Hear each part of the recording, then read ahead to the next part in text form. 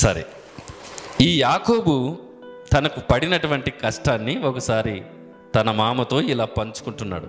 చెప్తాను చూడండి, రండి. తన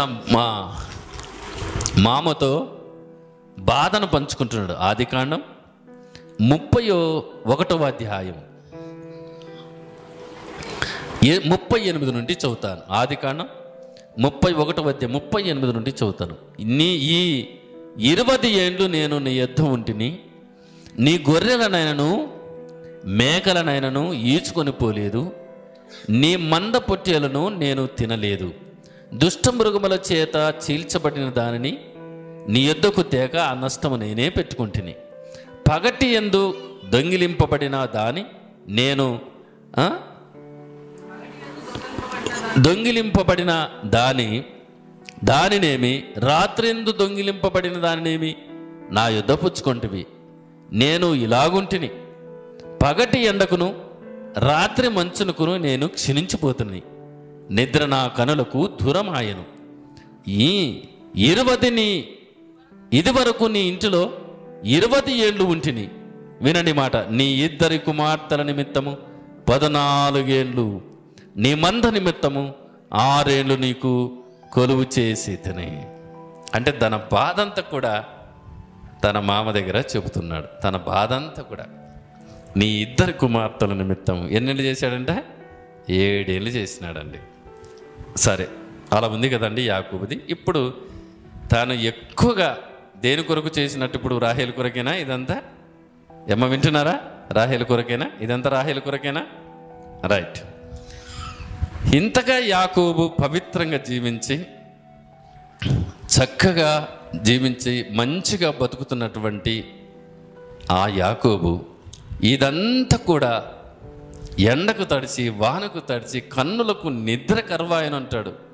ఏమండి, నా కనులకు రాత్రి నిద్ర లేదు, ఎండకి ఎండిన వానకు తడిచినాను, 14 ఏళ్ళు నీ బిడ్డల కొరకు కొలువు చేస్తాను. ఇంత కష్టపడి రాహేలుని పెళ్లి చేసుకుంటే మరి రాహేలు ఎట్లా ఉండాలా యాకోబుకి? ఏమా ఎట్టున్నా రాహేలుకి?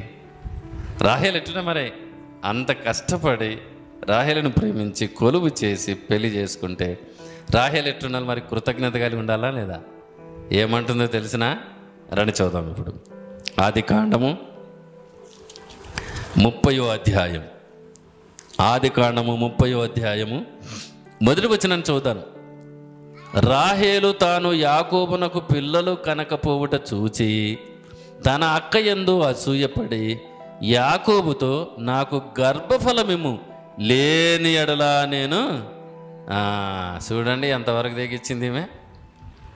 14 ఏళ్ళు సంసారం చేసి, వినండి మీరు వినండి, 14 ఏళ్ళు సంసారం చేసి 6 ఏళ్ళు మామూలుగా చేసి 20 ఏళ్ళు గాసం చేసి రాహేలు నిమిత్తము ఆ గాసం చేసి ప్రేమించి కొద్ది తినమలు అన్నట్టుగా సంసారం చేసి ఎండకి ఎండి వానకి తడిసి నిద్ర లేక గొర్రెల చుట్టూ పండుకొని గొర్రెలను తిరుక్కుంటూ ఉన్నటువంటి వ్యక్తి రాహేలు కొరకు ఇంత ప్రయాసపడి ప్రేమించి పెళ్లి చేసుకుంటే యాకోబు ఇంటికి రాగానే అంగి పట్టుకొని ఇట్లా యాకోబుని, నాకు పిల్లలు లేకుంటే చచ్చిపోతాను నేను అంటదంట.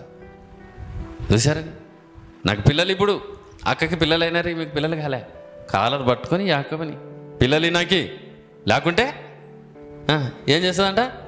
చచ్చిపోయింది చెప్పకుండా చచ్చిపోవచ్చు కదా, చెప్పింది చచ్చిపోవాలా, అంతే కదా, చచ్చిపోయేది చెప్పకుండా చచ్చిపోవచ్చు, యాకోబుకి చెప్పింది అంటే కాపాడుతాడని, అంతేనా? చూశారండి, అంత ప్రేమగా ప్రేమించినటువంటి ఆ భర్తను ఏమనల్లా? చచ్చిపోతా నేను. దీనికైనా పెళ్లి చేసుకునేది నువ్వు యాకోబుని? ఏమండి, అట్లా భర్తలను బెదిరించే భార్యలు ఎంతమంది లేరండి? చచ్చిపోతా. రాహేలు చూడు ఏమంటుంది? నాకు సంతానమి లేకుంటే మీరు నమ్ముతారు లేదా? ఈ కర్నూలు పట్టణంలోనే ఒక 3 సంవత్సరాల క్రితం, అది బాలాజీ నగర్ అనుకుంటా, బాలాజీ నగర్లోన ఆటో నడుపుకుంటాడు ఆయన. ఆటో నడుపుకోండి అంటే చాలా పేద కుటుంబం, కష్టపడి ఆటో నడుపుకుంటూ భార్యను పోషించుకుంటూ పిల్లల్ని చదివించుకుంటున్నాడు. క్రిస్మస్ పండగకి సీర తేలని చచ్చిపోయిందండి. పక్కింటి ఆయమ్మకి సీర తెచ్చినాడంట వేరే ఆయన. ఈమెకి అంటే ఈమె కోరుకున్న సీర తేలేదని చెప్పి చచ్చిపోయిందండి బాలాజీ నగర్లోన. చూసారండి, ఏమన్నా న్యాయమా? ఏమా సీర?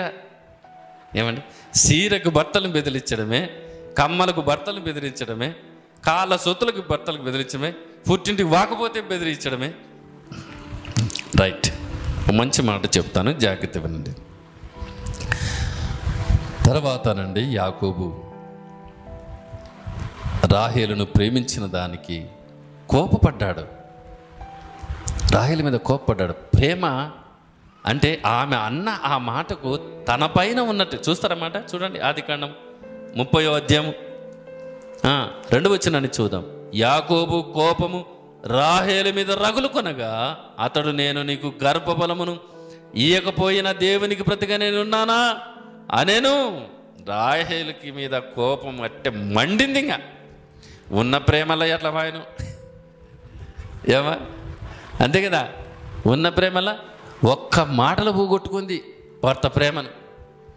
అంటాం చూడండి, ఊకు నిండే సరిపోయిన చూడు ఆ పిల్ల, ఒక్క మాటనే బడా అంటారు. ఊకుండా ఫేవాడు అంత అయిపోయింది, ఆ పంచాయత్ అంతా అయిపోయిందా, ఒక్క మాట అనే ఇంకా బడ చూడుతండి దానిగానే అనగలే అంటారు చూడండి. అది అట్లా ఒక్క మాట అనింది. చచ్చిపోతా అనే పాటికి ఇంక యాకోబుకి ఏం పండింది? ఇంకా 7 సంవత్సరాలు కాకుండా 14 సంవత్సరాలు నిన్ను ప్రేమించి కొలువు చేస్తే ఈరోజు నా ఎదురుగా చచ్చిపోతావా అని అట్టింగా అగ్గి బుగ్గి అయినాడు మనోడు. అట్టిట్టే కాదు, అంతవరకు వాస్తవంగా యాకోబుకు కోపం లేదండి. చాలా శాంతపరుడు యాకోబు. ఏమండి, చాలా శాంతపరుడు. యోసేపును అన్నలు అమ్మిస్తే ఒక బాధపడ్డాడే తప్ప అతడు కొడుకులను ఏమనలేకపోయాడండి. చాలా శాంతపరుడు. యాకోబుని గురించి మనం ఆలోచన చేస్తే బైబిల్ చాలా బాగుంది. అంత శాంతంగా మనం. అందుకే కొంతమంది అంటారు కదా, ఏదో మంచోనికి కోపం వస్తే ఇంకెట్టుంటుందంట, అంతేనా? మంచోనికి కోపం వస్తే ఎట్టుంటుందంట? అది ఇంకా మంచోని కోపం రాకూడదంట. కోపం వస్తే వేసేస్తాడంట, ఇంక అంతే ఏమిలే అంటుంటారు చూడ. అట్లా యాకోబుకి రాహేలు మీద ఏం జరిగిందంట? రగిలిపోయింది. ఇంక అంతే, కోపము రగిలిపోయింది. అయితే వినండి, అయినా ఇక్కడ చెబుతాను వినండి, అయినా రాహేలును ఒక మాట అనలేదండి. దేవునికి స్తోత్రం చెప్తారా మాట? హల్లెలూయా. అయినా కూడా రాహేలును కోపపడ్డాడే కానీ రాహేలుని ఏమనలే, ఒక్క ఏటు కొట్టలే. మనకేనైతే ఎన్ని కొడుతుంటామో ఈడ్చి కొట్టి ఇంట్లో నుంచి బయటికి పాడేసి కాలువ అవతల పాడేసి తన్ని ఈడ్చి ఆడగొట్టి ఈడగొట్టి ఇంకా పో నీ ఇంటికి పో అని దొబ్బే భర్తలు ఎంతమంది లేరండి? ఏమన్నంటే చచ్చిపోతాననింది, మరి ఇంకా సావమని బయట అని దొబ్బెట్టోళ్ళు ఎంతమంది లేరు? సస్తాననింది, మరి సావమని అనిందా లేదా పలికి పంచాయతీలోన అనే భర్తలు ఎంతమంది లేరు? కానీ ఒక్క మాట అనలేదు, కోప్పడ్డాడే కానీ. అప్పుడు అంటుంది రాహేలు, సరే నాకంటే కాలేదు, నా దగ్గర దాసి ఉంది తీసుకోంటే రాహేలు మాట మళ్ళా ఈని ఆ దాసి దగ్గర పోయి రాహేలు కోసం పిల్లలు కానీ. దేవునికి స్తోత్రం. భార్య భర్తల మధ్య చాలా బాంధవ్యం అండి, చాలా బాగుంటుంది. ప్రభుని అడగొచ్చు, ప్రభు నాకు ఒక మంచి భార్య అని అడగొచ్చు, నాకు ఒక మంచి భర్తని అడగొచ్చు. అధికారపూర్వకంగా ప్రభు దగ్గర ప్రార్థన చేసుకోవచ్చు. అది ప్రభా నాకు మంచి భర్తని ఇవ్వండి, లేకుంటే ప్రభా నాకు మంచి భార్యని ఇవ్వండి అని ప్రార్థన చేసుకుంటే తప్పకుండా దేవుడు సాయం చేస్తాడు. ఏమండి, ప్రార్థన ఆలకించేవాడు అంటే యథార్థంగా అడుగు. అర్థమైందా? ప్రభు దగ్గర ఏదైనా సరే కప్పి పెట్టుకోకుండా యథార్థంగా అడుగు. ఏమండి, నేను నాకు వివాహమైన తర్వాత వాస్తవంగా నా భార్యకి ప్రార్థన చేయడం రాదు. నేను పెళ్లి చేసుకున్న తర్వాత ఆమెను కూర్చోబెట్టుకొని వాక్యం చదివించి వాక్యం చెప్పుకుంటా ప్రార్థన ఇలా చేయాలి, వాక్యం మీద చదవాలని చిన్నగా నేనే బైబిల్ ట్రైనింగ్ ఇచ్చేసిన ఆమెకి. బైబిల్ ట్రైనింగ్ ఇచ్చేసిన తర్వాత ఒకసారి దేవుని దగ్గర ఇలా బాధపడ్డాను, ప్రభువా నా భార్య నీ పరిచయకు ఏమన్నా పనికి వస్తుందా అని నాలోన నేను ప్రశ్న వేసుకొని, ప్రభువా ఏమైనా నీకు ఏమన్నా పనికి వస్తుందా?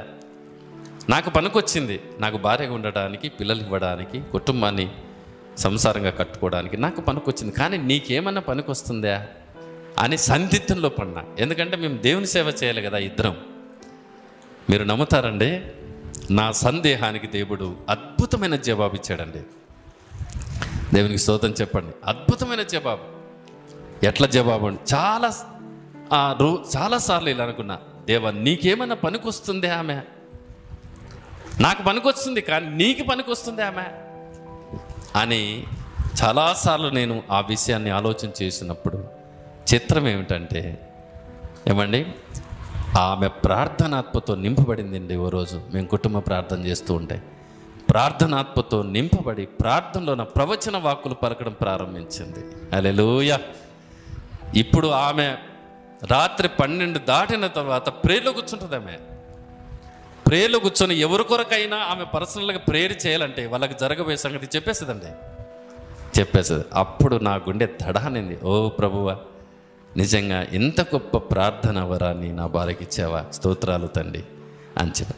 ఆమె డ్యూటీ చేస్తున్నటువంటి ఎర్రగుంటలో ఎంతమంది బాగైనారో, ఆమె ప్రార్థన ద్వారా ఎంతమంది ఆమెకు ఇబ్బంది కలిగి ఉంటే మళ్ళీ వాళ్ళని నా దగ్గర తీసుకుని వచ్చి, ఏదో వీళ్ళ కొరకు మా ఆయనతో ప్రార్థన చేయించుకుందరండి అని మళ్ళీ నా దగ్గర తోలుకొచ్చి నా దగ్గర ప్రార్థన చేయించి, ఏమండి మొన్న ఈమె డోనికి ట్రాన్స్ఫర్ పెట్టుకుందామంటే కూడా వాళ్ళ ఊరంతా కూడా లేదు మేడం మాకు ఉండాలని చెప్పి ట్రాన్స్ఫర్ క్యాన్సిల్ చేసేసారండి. సువార్త చెప్తుంది, అక్కడ ప్రార్థన చేస్తుంది, వాళ్ళ ఇళ్ళ కొరకు వాళ్ళ సమస్యల గురించి ప్రార్థన చేస్తుంటే అప్పుడు నేను చాలా ఆశ్చర్యపోయాను. ఓ ప్రభువా, ఇంత నా యొక్క సందిగ్ధానికి అద్భుతమైన జవాబు. మీరు నమ్ముతారండి, ఆమె నేను ఇద్దరం ప్రేయర్లో కూర్చున్నానంటే అద్భుతమైన దర్శనాలు చూస్తుందండి ఆమె. ఎందుకంటే నేను చూస్తున్నాను కాబట్టి అద్భుతమైన దర్శనాలు చూస్తుంది. రాత్రి 12 దాటిన తర్వాత లేచి ఆమె ప్రేయర్లో కూర్చుంటుందండి.